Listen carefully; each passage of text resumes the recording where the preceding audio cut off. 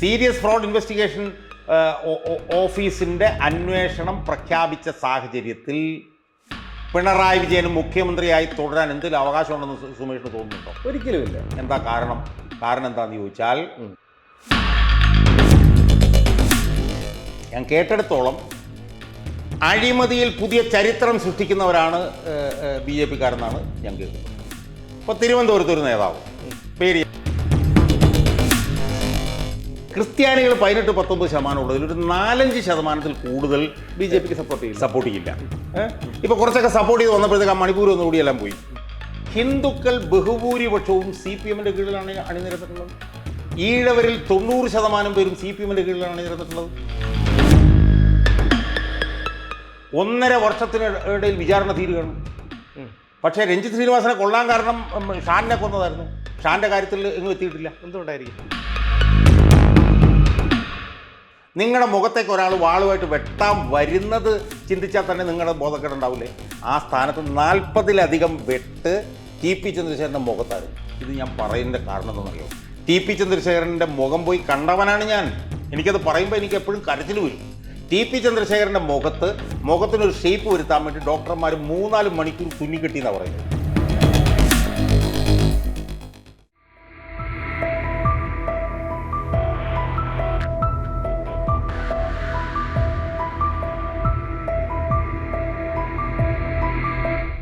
നമസ്കാരം.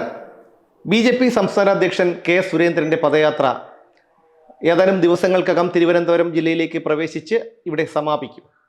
പക്ഷേ K. സുരേന്ദ്രൻ്റെ നേതൃത്വം, അദ്ദേഹത്തിൻ്റെ ഈ പ്രവർത്തനങ്ങൾ അത്ര പോരാ എന്നുള്ള അഭിപ്രായമാണ് അണികൾക്ക് പോലും ഉള്ളത്.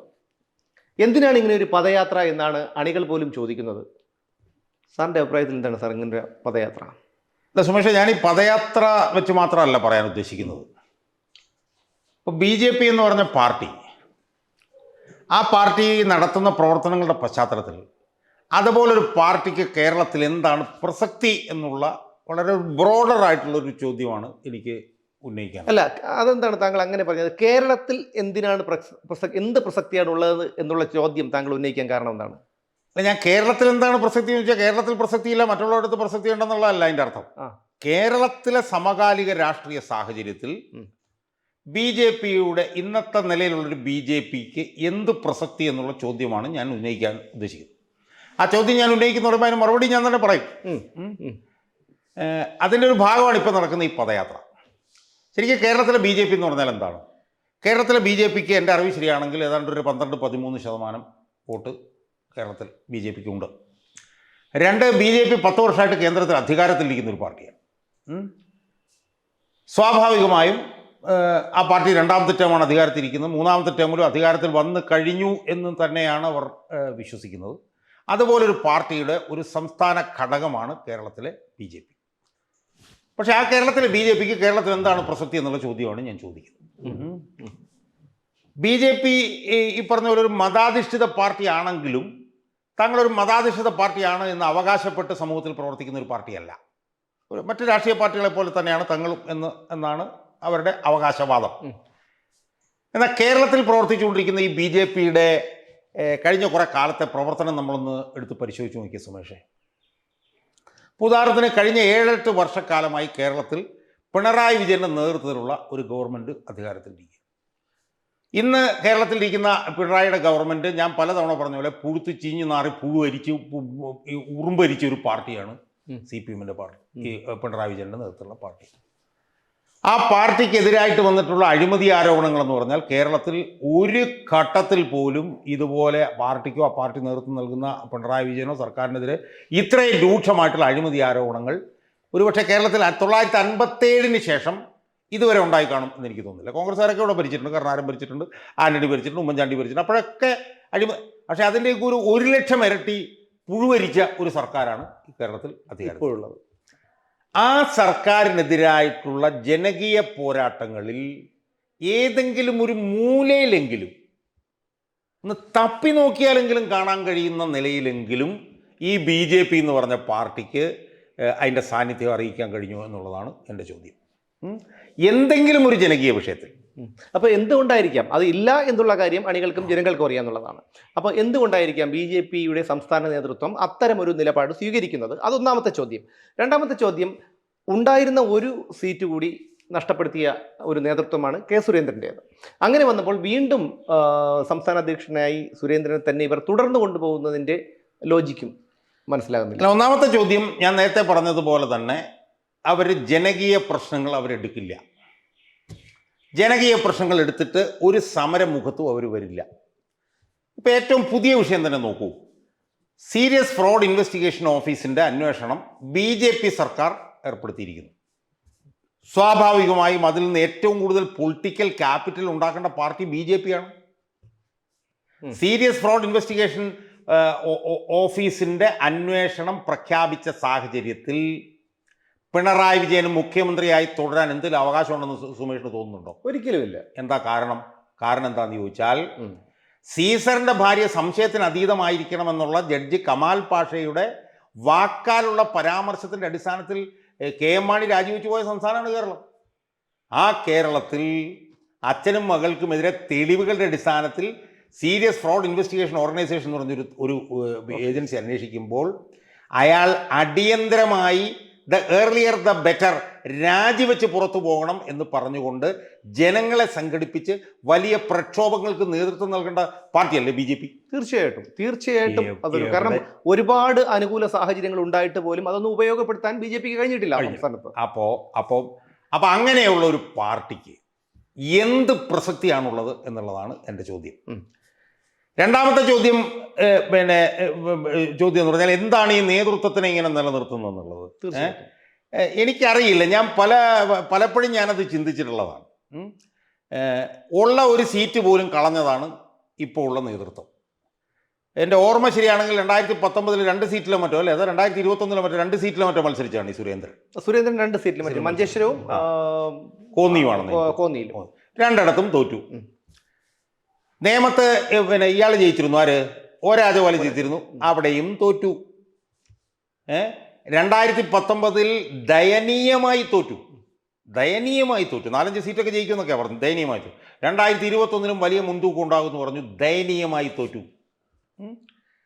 അപ്പം ഇതുപോലുള്ള ദയനീയ തോൽവി ഉണ്ടാകുമ്പോൾ ഈ കമ്മ്യൂണിസ്റ്റുകാരൊക്കെ പറയുന്ന ബൂർഷ്വാ പാർട്ടികളിൽ നേതൃത്വം മാറും. ഇപ്പോൾ 2004 സുമേഷിന് ഓർമ്മയുണ്ടെന്നറിയില്ല, കോൺഗ്രസിന് 2 സീറ്റോ 3 സീറ്റോ മറ്റാ കിട്ടിയത്. അന്നാണ് പിന്നെ AK ആന്റണി മാറി ഉമ്മൻചാണ്ടി വന്നത്. CPM-നകത്ത് പിന്നെ ഈ പറഞ്ഞ പോലെ പിണറായി വിജയൻ ചവിട്ടി തേച്ചിട്ടിരിക്കുകയാണ് പാർട്ടി എന്നുള്ളത് കൊണ്ട്. അതിനകത്ത് ഇനി ഇപ്പോൾ പിണറായി വിജയൻ ഉൾപ്പെടെ തോറ്റാൽ പോലും കുടുംബ സ്വത്ത് പോലെയാണ് കൊണ്ടുപോകുന്നത്. അതുകൊണ്ട് അതൊരു പ്രൈവറ്റ് ലിമിറ്റഡ് കമ്പനിയാണ്ടാ പറഞ്ഞിട്ട്. പക്ഷെ സുരേന്ദ്രൻ എന്ന് പറഞ്ഞിട്ടുള്ള ഈ സംസ്ഥാന പ്രസിഡന്റ് നേതൃത്വത്തിൽ ഈ പാർട്ടി അടിവെച്ച് താഴോട്ട് പോവുകയാണ് ചെയ്യുന്നത്. അടിവെച്ച് മുന്നേറുകയല്ലേ ചെയ്യുന്നത്, അടിവെച്ച് പിന്നെ അതാണ് ഇപ്പോ സാധാരണക്കാരായ അണികളുടെയും ജനങ്ങളുടെയും സംശയം. അതാണ് ഒരു നേട്ടം ഉണ്ടാക്കാൻ കഴിഞ്ഞിട്ടില്ല BJP കേരള സംസ്ഥാന. ഞാൻ സത്യം പറഞ്ഞാലുണ്ടല്ലോ, ഞാനുള്ള കാര്യം തുറന്ന് ഞാൻ സുമേഷിനോട്, ഞാൻ ഇതുപോലൊരു പാർട്ടി എൻ്റെ ജീവിതത്തിൽ ഞാൻ കണ്ടിട്ടില്ല.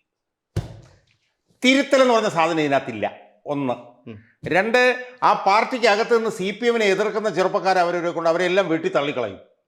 ഞാൻ പേരൊന്നും പറയുന്നില്ല, ആരുടെയും പേരൊന്നും പറയുന്നില്ല, കാരണം നിങ്ങളൊക്കെ കാണുന്നതാണല്ലോ. അപ്പം തോറ്റു തുന്നം പാടുന്നവനും അധികാരത്തിൻ്റെ പിന്നെ ഉത്തംഗ ശൃംഗങ്ങളിൽ തുടർന്നും വിരാജിക്കുന്ന ഒരു തത്വശാസ്ത്രം, അതെന്ത് തത്വശാസ്ത്രമാണെന്ന് എനിക്കറിയില്ല. 1. 2, ഞാൻ കേട്ടെടുത്തോളം അഴിമതിയിൽ പുതിയ ചരിത്രം സൃഷ്ടിക്കുന്നവരാണ് BJP-കാരെന്നാണ് ഞാൻ കേൾക്കുന്നത്. ഇപ്പോൾ തിരുവനന്തപുരത്ത് ഒരു നേതാവ്, പേര് ഞാൻ പറയുന്നില്ല, ഒരു ലാംബർട്ട സ്കൂട്ടറിൽ 40 വർഷം മുമ്പ് വന്ന ആൾ കോടികളുടെ സ്വത്ത് അയാൾക്കുണ്ടെന്നാണ് BJP-യുടെ ഉന്നത നേതാക്കന്മാർ തന്നെ പറയുന്നത്. വേറെയുള്ളവരല്ല, BJP-യുടെ ഉന്നത. അത് BJP-യെ മാത്രം നമ്മൾ എടുത്ത് പറയേണ്ടതുണ്ടോ? കാരണം ഇടതായാലും വലതായാലും രാഷ്ട്രീയത്തിൽ ഇറങ്ങുന്നത് തന്നെ ഇതുപോലുള്ളൊരു അതാണ്. പക്ഷേ BJP എന്ന് പറഞ്ഞ പാർട്ടി എന്ന് പറഞ്ഞാൽ എന്താ? BJP എന്ന് പറഞ്ഞ പാർട്ടി കേന്ദ്രത്തിൽ 10 വർഷമായിട്ട് അധികാരത്തിലിരിക്കുന്ന പാർട്ടിയാണ്. ഇവിടെ BJP-യെ സംബന്ധിച്ചിടത്തോളം പ്രത്യശാസ്ത്രപരമായി ഏറ്റവും വലിയ വർഗ്ഗശത്രുവാണ് CPM, കോൺഗ്രസ് പോലുമല്ല. BJP എന്ന് പറഞ്ഞാൽ മതാധിഷ്ഠിത പ്രതിശാസ്ത്രത്തിൻ്റെ ഏറ്റവും വലിയ വർഗ്ഗശത്രു എന്ന് പറഞ്ഞാൽ കമ്മ്യൂണിസ്റ്റ് പ്രതിശാസ്ത്രമാണല്ലോ. ആ കമ്മ്യൂണിസ്റ്റ് പ്രതിശാസ്ത്രത്തിൽ വിശ്വസിക്കുന്ന പാർട്ടി ഭരിക്കുമ്പം അവരുമായിട്ട് ഒത്തുകളിക്കുന്നു.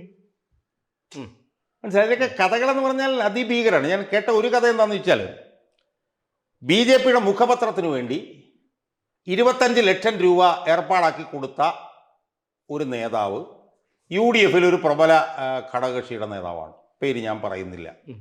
എന്തെങ്കിലും ഒരു ക്ലൂ? കാരണം അല്ല, BJP UDF ഒരു പ്രബല ഘടകകക്ഷിയുടെ നേതാവാണ്. ജന്മഭൂമിക്ക് പ്രതിസന്ധി വന്നപ്പോൾ 25 ലക്ഷം രൂപ ഉണ്ടാക്കി കൊടുത്തത് എന്ന് എന്നോട് പറയുന്നത് BJP തന്നെ സമുന്നതരായിട്ടുള്ള നേതാക്കന്മാരാണെന്ന് ഓർത്തോളം. അവർ BJP ഈ പറഞ്ഞ നേതാക്കന്മാരുടെ പൈസ ഉണ്ടാക്കുന്നതിനെ കുറിച്ചിട്ടൊക്കെയുള്ള കഥ പറഞ്ഞു കേട്ടാൽ ഞാൻ ഞെട്ടിപ്പോവും. തിരുവനന്തപുരത്തൊരു നേതാവ്, ആ നേതാവ് കോടികളുടെ ആസ്തിയാണ് എന്നാണ് അവർ തന്നെ പറയുന്നത്. കെ സുരേന്ദ്രനെ കുറിച്ചൊക്കെ തന്നെ അവർ പറയുന്ന കേട്ടാൽ നമ്മളിൽ തല പെരുത്തു പോകും നമുക്ക്. അതൊക്കെ ശരിയാണെന്ന് തോന്നാനുള്ള കാരണം എന്താ? അതൊക്കെ ശരിയാണെന്ന് തോന്നാനുള്ള കാരണം എന്ന് പറഞ്ഞു കഴിഞ്ഞാൽ ഒരു സമരവും ഇല്ല. പിണറായി രാജിവെക്കണമെന്ന് പറയുന്നില്ല. മനസ്സിലായി? പിണറായിക്കെതിരെ ഞാൻ ചോദിക്കുന്നത്, ഒരു കേസെങ്കിലും കൊടുത്തിട്ടുണ്ടോ BJP കാരൻ കഴിഞ്ഞ 2.5 വർഷം? അല്ല, കേസ് കൊടുക്കുന്ന അവിടെ കിട്ടും സാർ. പക്ഷേ ഈ പറയുന്നത് പോലെ യാതൊരു തരത്തിലുള്ള സർക്കാരിനെ താഴെ ഇറക്കാനും പ്രതിരോധത്തിലാക്കാനും പറ്റിയ എത്രയോ വിഷയങ്ങൾ പിണറായി ഭരണത്തിലുണ്ടായിരുന്നു. അത് ജനങ്ങളെ സംഘടിപ്പിക്കുന്നില്ല. അവിടെ നിൽക്കട്ടെ. നിയമ പോരാട്ടം എന്ന് പറയുന്നത് കേരളത്തിലെ പ്രതിപക്ഷത്തിന്റെ എല്ലാ കാലത്തെയും ഏറ്റവും പ്രധാനപ്പെട്ട ഒരു വജ്രായുധമായിരുന്നു. ഈവൻ ഒന്നാം പിണറായി സർക്കാരിന്റെ കാലത്ത് പോലും രമേശ് ചെന്നിത്തല എത്ര വിഷയങ്ങളിലാണ് കോടതിയിലേക്ക് പോയത്? അച്യുതാനന്ദന്റെ കാലത്ത് അച്യുതാനന്ദന്റെ ഏറ്റവും വലിയ സമരത്തിന്റെ വജ്രായുധം എന്ന് പറഞ്ഞാൽ നിയമ പോരാട്ടമായിരുന്നു. ഇവിടെ കെ സുരേന്ദ്രൻ എന്ന് പറഞ്ഞ ആൾ കഴിഞ്ഞ 2.5 വർഷത്തിനിടയിൽ ഒരു കേസെങ്കിലും കോടതി കൊടുക്കാൻ വേണ്ടിയിട്ട് പോയിട്ടുണ്ടോ? പോയിട്ടില്ല. അപ്പോൾ ജനവിരുദ്ധതയിൽ ഒന്നും ചെയ്യില്ല. ജനവിരുദ്ധതയിൽ ഒന്നും ചെയ്യാത്ത ഇവരെന്താ ചെയ്യുന്നറിയോ? വർഗീയമായി എന്തെങ്കിലും വിഷയം വന്നാൽ ചാടി അങ്ങോട്ട് വീണേക്കും. ശബരിമല ചാടി വീഴും. എന്തെങ്കിലും ഒരു അമ്പലവുമായി ബന്ധം വന്നാൽ ഉടനെ തന്നെ ചാടി വീഴും. എന്തെങ്കിലും വഖഫ് ബോർഡ് എന്ന് പറഞ്ഞു വന്നു കഴിഞ്ഞാൽ ചാടി. ഈ വർഗീയ വിഷയങ്ങളിൽ മാത്രം താല്പര്യം കാണിക്കുകയും ജനവിരുദ്ധ വിഷയങ്ങൾ അവിടെ ഇട്ടിട്ട് പോവുകയും ചെയ്യുന്നത് കേരളത്തിലെ ജനങ്ങളുണ്ടല്ലോ, അവരുടെ കയ്യിൽ വിലപ്പോവില്ല സുമേഷേ. കാരണം കേരളത്തിലെ ജനങ്ങളുണ്ടല്ലോ ജനറലി ഒരു മതേതര കാഴ്ചപ്പാടുള്ള ഒരാൾക്കാരാണ്. മനസ്സിലായോ? ഇപ്പോൾ കേരളത്തിൽ വർഗീയലകൾ എന്നൊക്കെ പറഞ്ഞ് ഞാൻ 1-2 പതിറ്റാണ്ടിന് മുമ്പാണ് വന്നിട്ടുള്ളത്. മനസ്സിലായോ? അപ്പോൾ കേരളം എന്ന് പറഞ്ഞാൽ കേരളത്തിൽ മാറി മാറി UDF-ഉം LDF-ഉം ഭരിക്കുന്നതുകൊണ്ട് ബേസിക്കലി ഒരു സെക്കുലർ സ്വഭാവമാണ് അവർ. അവരുടെ മുന്നിൽ നിങ്ങൾ ജനവിരുദ്ധത വരുമ്പം നമ്മൾ ഒട്ടകപക്ഷിയെ പോലെ തലകുത്തി നിൽക്കും. വർഗീയ വിഷയം വന്നാൽ അപ്പോൾ ചാടി എഴുന്നേറ്റ് വാളുമായിട്ട് ഇറങ്ങും. ഇത് കേരളത്തിലെ ജനങ്ങൾക്ക് അംഗീകരിക്കാൻ കഴിയില്ല. ഇനി BJPക്ക് കേരളത്തിൽ ഒരു കാലത്തും പച്ച തൊടാൻ പറ്റില്ലെന്നുള്ളതിനുള്ള വേറൊരു ഉദാഹരണം ഞാൻ സുമേഷിന് പറഞ്ഞുതരാം. അത് കേരളത്തിൻ്റെ ഡെമോഗ്രഫിയാണ്, കേരളത്തിൻ്റെ ജനസംഖ്യാനുപാതം. അതായത് ഇന്ത്യയിൽ 29 സംസ്ഥാനങ്ങളുണ്ട്. അതിൽ ഒരു സംസ്ഥാനത്ത് പോലും ന്യൂനപക്ഷവും ഭൂരിപക്ഷവും 50-50 ഉള്ള ഒരു സ്റ്റേറ്റ് വേറെ ഇല്ല.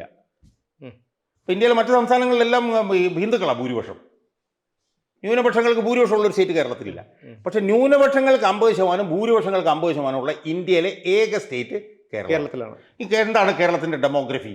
കേരളത്തിൻ്റെ ഡെമോഗ്രഫി എന്ന് പറഞ്ഞാൽ ഒരു 43, 44, ഒരു 48% ഹിന്ദുക്കൾ, അതിലൊരു 43% ഈഴവർ, പിന്നെ കുറച്ച് നായന്മാർ, ഇവരെല്ലാം കൂടെ ചേർന്നിട്ട് ഒരു 50% ഹിന്ദുക്കൾ, 29% മുസ്ലിങ്ങൾ, 18% ക്രിസ്ത്യാനികൾ, പിന്നെ കുറച്ച് അവിടെ കുറച്ച് ആദിവാസികൾ, കുറച്ച് പട്ടികജാതിക്കാർ.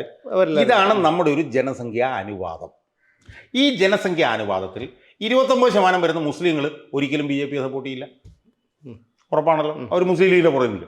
ക്രിസ്ത്യാനികൾ 18-19% ഉള്ളതിൽ ഒരു 4-5% കൂടുതൽ BJPക്ക് സപ്പോർട്ട് ചെയ്യില്ല. ഇപ്പൊ കുറച്ചൊക്കെ സപ്പോർട്ട് ചെയ്ത് വന്നപ്പോഴത്തേക്ക് മണിപ്പൂർ ഒന്നുകൂടിയെല്ലാം പോയി.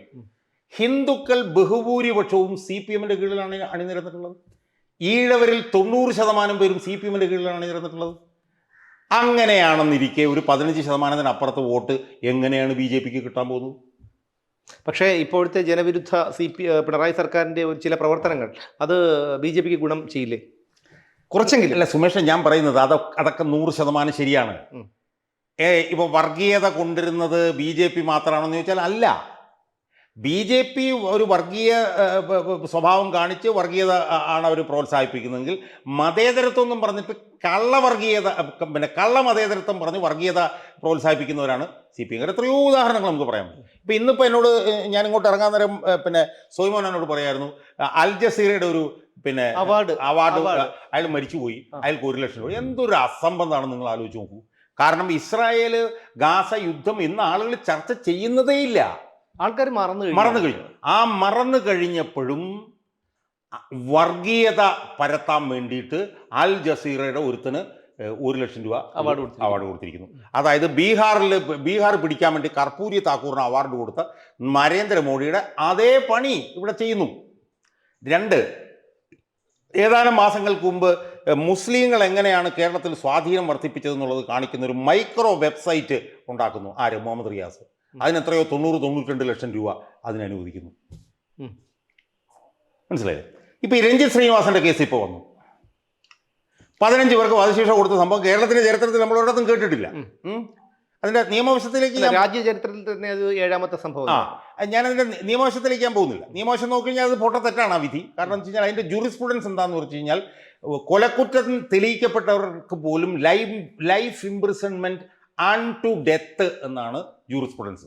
അതായത് സുമേഷ് ഇപ്പോൾ ഒരാളെ കൊന്നു എന്ന് തെളിഞ്ഞു കഴിഞ്ഞാൽ ജീവിതാവസാനം വരെ സുമേഷിനെ ജയിലിലിടും.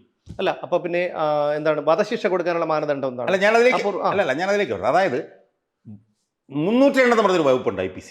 അതാണ് കൊലക്കുറ്റം. ആ കൊലക്കുറ്റം സംബന്ധിച്ച് ഒരു കേസിൽ വാദം തെളിഞ്ഞു കഴിഞ്ഞാൽ പണ്ടൊക്കെ പിന്നെ capital punishment was the rule. കാരണം 302 പ്രകാരം സുമേഷ് ഒരാളെ കൊന്നു എന്ന് തീരുമാനിച്ചാൽ സുമേഷിനെ വധിക്കുക എന്നുള്ളതായിരുന്നു അന്നത്തെ റൂള്. ഇന്ന് അത് വധശിക്ഷ എന്ന് പറഞ്ഞാൽ എക്സെപ്ഷനാണ്. ഇന്ന് ഒരുത്തം വധശിക്ഷ ചെയ്തു എന്ന് തെളിഞ്ഞു കഴിഞ്ഞാൽ ജൂറിസ്പ്രുഡൻസ് പറയുന്നത് അവൻ ജീവിതാവസാനം വരെ ജീവപര്യന്തം തടവിന് കിടക്കണമെന്നാണ്. അതാണ് കൊന്നു എന്നുള്ളതിൽ തെളിയിക്കുന്ന കാര്യത്തിൽ പോലും ഉള്ള ജൂറിസ്പ്രുഡൻസ്. അതാ ജഡ്ജിക്ക് ബോധമില്ലാതെ പോയി, അതുകൊണ്ട് പറ്റിയതാണ്. ഞാൻ അതിൻ്റെ വിശദാംശങ്ങൾ പോകുന്നില്ല. ഇപ്പോൾ 15 പേരെ എന്തായാലും കൊലക്കുറ്റത്തിന് വെച്ചു. എന്താ സംഭവിച്ചത്? പബ്ലിക് പ്രോസിക്യൂട്ടർ BJP-കാരൻ.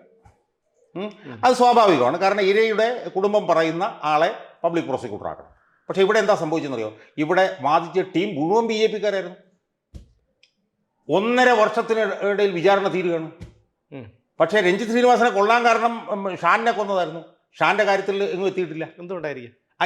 അത് എന്തുകൊണ്ടായിരിക്കാം എന്ന് ചോദിച്ചാൽ അത് വളരെ പ്രകടമാണല്ലോ. അല്ല, ഞാൻ പറയുന്നത് ഇത് CPM ഭരിക്കുന്ന ഒരു സംസ്ഥാനമാണ്. പല വിഷയങ്ങളിലും കോടതിയുടെ അനുകൂല വിധി CPM ഉണ്ടായിട്ടുണ്ട്, നമ്മൾ പ്രതീക്ഷിക്കാത്ത ലോകായുക്തയിൽ പോലും. അപ്പൊ അങ്ങനെ വരുമ്പോൾ എന്തുകൊണ്ടാണ് ഈ ഒരു താങ്കൾ പറഞ്ഞതുപോലെ ഇത്തരത്തിൽ ഷാനിന് നീതി കിട്ടില്ല? ശരിയാണത്, ഷാനിന് നീതി കിട്ടിയിട്ടില്ല. ഞാൻ പറയുന്നത് ഇതിനകത്ത് 2 പ്രശ്നങ്ങളുണ്ട്. ഇതിനകത്ത് ജഡ്ജിയുടെ ഭാഗത്തു നിന്നും വലിയ പെശകുകൾ ഉണ്ടായിട്ടുണ്ട്. അതിൻ്റെ കാരണം എന്താണെന്ന് ചോദിച്ചാൽ 2014 TP ചന്ദ്രശേഖരൻ കേസിൽ ഒരു വിധി വന്നു. TP ചന്ദ്രശേഖരൻ്റെ മുഖത്ത് 40, അതായത് TP ചന്ദ്രശേഖരൻ 51 വെട്ടി കൊന്നതിൽ 40-ലധികം വെട്ടും TP ചന്ദ്രശേഖരൻ്റെ മുഖത്തായിരുന്നു. നിങ്ങളുടെ മുഖത്തേക്ക് ഒരാൾ വാളുമായിട്ട് വെട്ടാൻ വരുന്നത് ചിന്തിച്ചാൽ തന്നെ നിങ്ങളുടെ ബോധക്കേടുണ്ടാവില്ലേ? ആ സ്ഥാനത്ത് 40-ലധികം വെട്ട് TP ചന്ദ്രശേഖരൻ്റെ മുഖത്തായിരുന്നു. ഇത് ഞാൻ പറയുന്നതിൻ്റെ കാരണം എന്താണെന്നറിയോ? TP ചന്ദ്രശേഖരൻ്റെ മുഖം പോയി കണ്ടവനാണ് ഞാൻ. എനിക്കത് പറയുമ്പോൾ എനിക്ക് എപ്പോഴും കരച്ചിൽ വരും. TP ചന്ദ്രശേഖരൻ്റെ മുഖത്തിനൊരു ഷേപ്പ് വരുത്താൻ വേണ്ടി ഡോക്ടർമാർ 3-4 മണിക്കൂർ തുന്നിക്കെട്ടിയെന്നാണ് പറയുന്നത്. ഈ 40 വെട്ട് മുഖത്തിന് കിട്ടിയിരിക്കുകയല്ലേ, ഇതെവിടെയെങ്കിലും ഒരു ഷേപ്പ് വരണ്ടേ? അതിനുവേണ്ടി ആ കേസിൽ വിധി വന്നു. ആ കേസിലും പ്രോസിക്യൂഷൻ പറഞ്ഞു വധശിക്ഷ വേണമെന്ന് പറഞ്ഞു. അപ്പോൾ ജഡ്ജി പറഞ്ഞു, ഇതിനകത്ത് കിടപ്പുണ്ടായിരുന്നു, ആ പാരഗ്രാഫ് വായിച്ചു കഴിഞ്ഞാൽ ഉണ്ടല്ലോ പ്രാന്തായി പോകും നമുക്ക്. അതായത് അത് ക്രൂവലാണ്, അത് ഗ്രോത്തക്കാണ്, അത് പിന്നെ ഡിപ്രൈവാണ്, അത് ബാർബാറിക്കാണെന്നൊക്കെ പറഞ്ഞ് ഏറ്റവും ഈ പറഞ്ഞതുപോലെ ശക്തമായിട്ടുള്ള വാക്കുകളാണ് പിന്നെ അന്ന് പിന്നെ ജഡ്ജി ഉപയോഗിച്ചത്. നിങ്ങൾ കേട്ടോ, ഞാനത് വായിച്ച് കേൾപ്പിച്ചു തരാം. ആ വിധിന്യായത്തിൽ പറയാണ്, the murder in this case was cold blooded and pre planned. അതായത് രക്തത്തെ തണുപ്പിക്കുന്നതും മുൻകൂട്ടി ആസൂത്രണം ചെയ്തതുമായിരുന്നു. The motive of the crime was not any personal enmity. കാരണം കൊന്നവർക്ക് ചന്ദ്രശേഖരനോട് വിരോധം ഉണ്ടായിരുന്നില്ല. The manner in which the murder was committed reveals extreme depravity എന്ന് പറഞ്ഞാൽ ഏറ്റവും വലിയ ക്രൂരത. The action of the accused not only was inhuman, മനുഷ്യത്വരഹിതമായിരുന്നു എന്ന് മാത്രമല്ല, it was ruthless and barbaric. ഇതിനപ്പുറത്തൊരു വാക്ക് ഒരു കൊലപാതകത്തെക്കുറിച്ച് ഉന്നയിക്കാറുണ്ട്. It shocks not only the judicial conscience but also the collective conscience of the society. എന്ന് പറഞ്ഞാൽ ഇത് ജുഡീഷ്യറിയുടെ മനസാക്ഷിയെ മാത്രമല്ല പൊതുസമൂഹത്തിൻ്റെ ആകെ മനസാക്ഷിയെയും ഞെട്ടിച്ചു എന്നാണ് TP ചന്ദ്രശേഖരൻ വധക്കേസിൽ കോടതി പറഞ്ഞത്. എന്നിട്ടും കോടതി എന്ത് പറഞ്ഞു എന്നറിയാവോ? ഇവർക്ക് വധശിക്ഷ കൊടുക്കേണ്ട, ജീവപര്യന്തം കൊടുത്താൽ മതി എന്നാണ് പറഞ്ഞത്. അത്രയും ക്രൂരത രഞ്ജിത്ത് ശ്രീനിവാസനെ കൊന്നതിലും ക്രൂരതയുണ്ട് ഇല്ലെന്ന് ഞാൻ പറയുന്നില്ല. അതിലൊരു വ്യത്യാസമുണ്ട്. കാരണം 40 താങ്കൾ പറഞ്ഞതുപോലെ 51 വെട്ടിൽ 40-ലേറെ വെട്ടുകൾ മുഖത്തായിരുന്നെങ്കിലും സമാനമായ സംഭവമല്ല ഈ രഞ്ജിത്ത് ശ്രീനിവാസന്റെ കാര്യത്തിലുണ്ടായത്. അദ്ദേഹത്തിന്റെ പെറ്റമ്മ, ഭാര്യ, 2 പെൺകുട്ടികൾ, പ്രായപൂർത്തിയാകാത്ത പെൺകുട്ടികൾ, അല്ല, അതെല്ലാം ഉണ്ട്. അവരുടെ മുന്നിൽ വെച്ച് അല്ല, ചുറ്റിക കൊണ്ട് തലക്കടിച്ച് തകർത്താണ്. അതെല്ലാം ശരിയാണ്. ആ. അത് ഞാൻ പറഞ്ഞു വരുന്നത്, രഞ്ജിത്ത് ശ്രീനിവാസന്റെ കൊലപാതകം റൂത്ത്ലെസ് അല്ല എന്നല്ല, അതും റൂത്ത്ലെസ് ആയിരുന്നു, അതും ബാർബാറിക് ആയിരുന്നു. അത് കുടുംബാംഗങ്ങളുടെ മുന്നിൽ വെച്ച് ചുറ്റിക്കടിച്ചാണ് കൊന്നതെങ്കിൽ മുഖത്ത് 41 വെട്ടി കൊല്ലുന്നതിനപ്പുറത്ത് റൂത്ത്ലെസ് ആയിട്ട് വേറെ വല്ലതും ഉണ്ടോ? അപ്പം ഞാൻ പറഞ്ഞു, ഇത് രണ്ടും റൂത്ത്ലെസ് ആണ്, രണ്ടും ബാർബാറിക്കാണ്. ഒരു വശത്ത് അത് ചെയ്തവരെ ജീവപര്യന്തത്തിന് വിടുന്നു, മറുവശത്ത് അത് ചെയ്ത 15 പേരെയും കൊല്ലണമെന്ന് പറയുന്നു. മനസ്സിലായോ? ഞാൻ അതാണ് പറഞ്ഞത്, കൊലക്കുറ്റം 302 സംബന്ധിച്ചുള്ള ജൂറിസ്പ്രുഡൻസ് എന്ന് പറയുന്നത് ഇത്ര റൂത്ത്ലെസ് ആയി കൊന്നാൽ പോലും അവരുടെ ജീവൻ എടുക്കാൻ പാടില്ല, അവർ മരിക്കുന്നത് വരെ ജീവപര്യന്തം തടവ് ശിക്ഷയ്ക്ക് വിധിക്കപ്പെടണം എന്നുള്ളതാണ് സുപ്രീം കോടതിയുടെ വിധികൾ പറയുന്നത്. അപ്പം അതുകൊണ്ട് ജഡ്ജിക്കും അതിനകത്ത് പ്രശ്നങ്ങളുണ്ട്. പക്ഷേ സർക്കാരിൻ്റെ ഭാഗത്ത് നിങ്ങൾ നോക്കൂ, സർക്കാരിൻ്റെ ഭാഗത്ത് പബ്ലിക് പ്രോസിക്യൂട്ടറെ വെച്ച് കൊടുക്കുന്നു, അയാളെ സപ്പോർട്ട് ചെയ്യാനുള്ള എല്ലാവരെയും BJP-കാർ വെച്ച് കൊടുക്കുന്നു എന്ന് മാത്രമല്ല, മെറ്റിക്കുലസ് ആയിട്ട് അതിനകത്ത് അന്വേഷണം നടക്കുന്നു. കാരണം അന്വേഷണത്തിൻ്റെ അടിസ്ഥാനത്തിലല്ലേ പ്രോസിക്യൂട്ടർക്ക് ബാധിക്കാൻ പറ്റുള്ളൂ. മെറ്റിക്കുലസ് ആയിട്ടുള്ള അന്വേഷണം നടക്കുന്നു. രഞ്ജിത്ത് ശ്രീനിവാസൻ വധക്കേസിൽ 1.5 വർഷം കൊണ്ട് ഒരു കൊലക്കേസിൽ വിചാരണ തീരുകയാണെന്ന് പറഞ്ഞാൽ അത്യത്ഭുതമാണ്, അൺപ്രസിഡന്റഡ് ആണ്, അത്യഭൂതപൂർവമാണ്. അയാൾ ഇത് ചെയ്യുന്നു, അതിൽ 15 പേര് ശിക്ഷിക്കപ്പെടുന്നു. ഈ രഞ്ജിത്ത് ശ്രീനിവാസന്റെ കൊലപാതകം നടക്കുമ്പോൾ അതിനകത്ത് വരുന്ന റൂത്ത്ലെസ്നെസ് എല്ലാം എങ്ങനെയാണ് വരുന്നത്? അതിൻ്റെ എല്ലാം പ്രഭവ കേന്ദ്രം എന്താണ്? തൊട്ട് 2 ദിവസം മുമ്പ് ഇത്രയും ക്രൂരമായി തന്നെ ഷാനിനെ കൊന്നു. ഇപ്പോൾ സുമേഷ് ഈ രഞ്ജിത്ത് ശ്രീനിവാസനെ കൊന്നതിൻ്റെ ബ്രൂട്ടാലിറ്റിയെക്കുറിച്ചും അതിൻ്റെ ബാർബാറിക് സ്വഭാവത്തെക്കുറിച്ചും അതിൻ്റെ റൂത്ത്ലെസ്നെസ്സിനെ കുറിച്ചൊക്കെ പറയുന്നുണ്ടെങ്കിൽ അതുപോലെ തന്നെ റൂത്ത്ലെസ് ആയിട്ടാണ് ഷാനിനെയും കൊന്നിട്ടുള്ളത്. പക്ഷേ ഷാനിൻ്റെത് എങ്ങും എത്തുന്നില്ല, അത് നീതികേട് തന്നെയാണ്. അപ്പം അതിനകത്തൊക്കെ തന്നെ ഭരണകൂടത്തിൻ്റെ ഒരു ഇടപെടൽ, ഒരു തൊരപ്പം പണി അതിനകത്ത് വരുന്നു. ഇനി ഞാനൊന്ന് പറയട്ടെ, SFI നേതാവില്ലായിരുന്നു അഭിമന്യു മഹാരാജ് കോളേജിൽ? ആ മഹാരാജ് കോളേജിലെ അഭിമന്യുവിനെ കൊന്നാരാ? SDPI-കാരല്ലേ? 2018 ആ കൊലപാതകം നടന്നത്. 6 വർഷം കഴിഞ്ഞിട്ടും ഒരു CPM-കാരൻ ഒരു മുസ്ലിം തീവ്രവാദികളെ കൊണ്ട് കൊല്ലപ്പെട്ട സംഭവത്തിൽ വിധി വരുന്നില്ല. പക്ഷേ ഒരു RSS-കാരനെ കൊന്ന കാര്യത്തിൽ CPM ഗവൺമെൻറ് ഭരിക്കുമ്പോഴും ശരവേഗത്തിൽ വിധി വരുന്നു. അവിടെയാണ് അതിൻ്റെ ഒരു അപ്പം എന്താണ് ഇവരുടെ പരിപാടി? ഈ മതേതരം പറയുക, എന്നിട്ട് അടിയിലൂടെ തൊരപ്പം പണി കാണിച്ച് വർഗീയത ഇഞ്ചക്ട് ചെയ്ത് അതാണ് അത് BJP അല്ലല്ലോ, CPM അല്ലേ ചെയ്യുന്നത്. അല്ല, ഞാൻ പറഞ്ഞ CPM-ന്റെ കപടത വർഗീയത, കപട മതേതര ഞാൻ പറഞ്ഞതാണ്. ഇപ്പം പല കാര്യങ്ങളിലും CPM-ന്റെ നിലപാട് നോക്കിയേ. ഇപ്പം സുരേഷ് ഗോപി എത്രയും വലിയ നേതാവാക്കിയ ആരാ? CPM ആണ്. സുരേഷ് ഗോപി ഈ പറഞ്ഞ പോലെ ഇൻഅഡ്വർട്ടൻ്റ് ആയിട്ട് ഒരു പെൺകുട്ടിയുടെ തോളെ കൈയിട്ടത് ഇത്രയും വലിയ വിഷയമാക്കിയത് ആരാ? CPM ആണ്. ആ കൊച്ചിന് പരാതി കൊടുക്കണം താല്പര്യം പോലും ഇല്ലായിരുന്നു എന്ന് മുഹമ്മദ് റിയാസ് പോലുള്ള ആളുകൾ ഇടപെട്ട പരാതി കൊടുത്തെന്നാണ് കേൾക്കുന്നത്. അതോടുകൂടി ഇയാൾ ഹീറോയായി എന്ന് മാത്രമല്ല, അതിലയാളെ ചോദ്യം ചെയ്യാൻ വിളിച്ചപ്പോൾ അയാൾ അതിനേക്കാൾ കൂടുതൽ ഹീറോയായി. മനസ്സിലായി? അപ്പം ആ നിലയിൽ ഒരു വശത്ത് മതേതരത്വം പറയുകയും മറുവശത്ത് അതിഭീകരമായിട്ടുള്ള വർഗീയത ഇതിനകത്തൂടെ ഈ പറഞ്ഞ പോലെ കുത്തിക്കയറ്റുകയും ചെയ്യുന്ന പണിയാണ് CPM-ൻ്റെത്. അതവിടെ നിൽക്കട്ടെ. അല്ല, യഥാർത്ഥത്തിൽ അപ്പോൾ കേരളത്തിൽ വർഗീയത പറയുന്നത്, സാർ ഒന്ന് നോക്കൂ, വർഗീയത പറയുന്നത് CPM-കാർ മാത്രമല്ലേ? അല്ല, അവർ വർഗീയത പറയുന്നില്ല, വർഗീയത പറയുന്നത് പ്രോത്സാഹിപ്പിക്കുന്നത്, അവർ വർഗീയത ചെയ്യുന്നു, ഇവർ വർഗീയത പറയുന്നു. BJP ഇവിടെ ഒരു ത്രഷോൾഡിന് അപ്പുറത്തിലേക്ക് പോകാൻ പറ്റില്ല എന്ന് പറയാൻ കാരണം കേരളത്തിൻ്റെ ഡെമോഗ്രഫിയാണ്. ഹിന്ദു വോട്ടുകൾ കിട്ടിയാൽ മാത്രമേ BJPക്ക് ഇവിടെ വളരാൻ പറ്റുള്ളൂ. ഹിന്ദു വോട്ടുകൾ CPM-ൻ്റെ കീഴിൽ പോളറൈസ് ചെയ്തിരിക്കുകയാണ്. ഹിന്ദു വോട്ടുകൾ BJPക്ക് അനുകൂലമായി പോളറൈസ് ചെയ്യണമെങ്കിൽ BJP ജനവിരുദ്ധ നിലപാടുകളിൽ സമരമായിട്ട് വരണം. BJP ജനവിരുദ്ധ നിലപാടുകളുമായിട്ട് സമരമായിട്ട് വരില്ല. BJP വർഗീയതയാണ് ഇങ്ങനെ പറഞ്ഞുകൊണ്ടിരിക്കുന്നത്. ഈ വർഗീയത പറയുമ്പോൾ ഉണ്ടല്ലോ, ഈ വർഗീയതയ്ക്ക് ഇപ്പം കേന്ദ്രത്തിൽ പോലും 2 പ്രാവശ്യം കൂടുതൽ വർഗീയത പറയാൻ ബുദ്ധിമുട്ടാണ് സുമേഷ്. ഉദാഹരണത്തിന് കർണാടകത്തിൽ 80% ഹിന്ദുക്കളാണ്. അവിടെ മോഡി വന്നിട്ട് എല്ലാ ഹനുമാന്റെ പ്രതിമയുടെ മുമ്പിലും വന്ന് തൊഴുതിട്ട് മൂക്കെ മുട്ടിച്ചിട്ടാണ് പോയത്. പക്ഷേ അവിടെ 100 ചില്ലാനം സീറ്റിൽ നിന്ന് 66 സീറ്റിലേക്ക് താഴെ വരിക ചെയ്തത്. അപ്പോൾ വർഗീയത നിരന്തരമായി പറയുന്നതിന് പോലും ഒരു സ്റ്റെയിൽ സ്വഭാവമുണ്ട്. കേരളത്തിലെ സംബന്ധിച്ചിടത്തോളം വർഗീയത ആര് പറഞ്ഞാലും, വർഗീയത ആര് കുത്തിച്ചെലുത്തിയാലും പിന്നെ ജനം അംഗീകരിക്കില്ല. ഇനി അഴിമതിക്കെതിരായിട്ടാണ് എന്ന് പറഞ്ഞു കഴിഞ്ഞാൽ എന്താ മുസ്ലിം ലീഗിനെതിരെ BJP അന്വേഷിക്കാത്തത്? AR നഗർ ബാങ്ക് പിന്നെ എവിടെ പിന്നെ മലപ്പുറത്തുണ്ടല്ലോ AR നഗർ ബാങ്ക്. ആ ബാങ്കിൽ 1000 കോടി രൂപയുടെ അഴിമതി നടന്ന് KT ജലീലാണല്ലോ പറഞ്ഞത്. അത് BJPക്ക് വേണ്ട. അപ്പോൾ ഇതിനകത്തൊക്കെ വലിയ തോതിലുള്ള അന്തരാള അന്തർധാരകൾ ഇതിനകത്ത് പ്രവർത്തിക്കുന്നുണ്ട്. ഉം. BJPയെ സംബന്ധിച്ചിടത്തോളം ഈ ഡെമോഗ്രഫി മറികടക്കാത്ത BJPക്ക് ഒരിടത്തും എത്താൻ കഴിയില്ല. ആ ഡെമോഗ്രഫി മറികടക്കുക എന്ന് പറയുമ്പോൾ അസാധ്യം തന്നെയല്ലേ? അത് അത് നടക്കൂല്ലോ എന്നുള്ള എനിക്കറിയില്ല. അത് അസാധ്യം ആണോ അല്ലയോ എന്നുള്ളത് സംബന്ധിച്ചുള്ള എൻ്റെ മറുപടി എന്ന് പറഞ്ഞാൽ BJPയുടെ വോട്ട് ബാങ്ക് എപ്പോഴും ഹിന്ദു വോട്ട് ബാങ്ക് ആണല്ലോ.